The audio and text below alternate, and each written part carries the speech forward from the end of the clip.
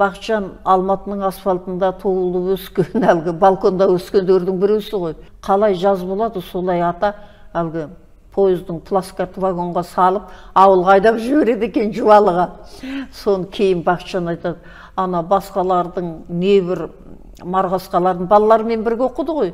Классик жазушыларымыздың балалары, академик профессорлардың балалары. Олар біреусі Қара теңізге, біреуі Москваның айналасына, Ленинградқа, со жаққа жібергенде, ата жаңағы Бақытжанды ауылға қарай айдап жібереді екен. Соны айтады. Пойызда дейді, боқтап бара жатам дейді. Сол ақшасын аяды, мені жақсы жаққа жібермеді, мені ауылға жіберді, сон кейін түсіндім дейді.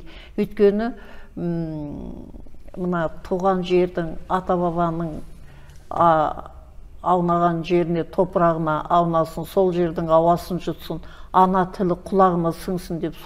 Соның барлығы жаңағы атаның өзінің тілге, мына қазақтың тіліне деген керемет баласын жаңағы ауылға жібергенде ақшаны аяғандықтан емес, елдің ішіне барсын деп. Сон бәкең айтады, ауылға барғаннан кейін енді әлгі есекке мінесің, танаға мінесің, ауылдың балаларымен ойнайсың, сөйтіп ұмытып кетесің дейді.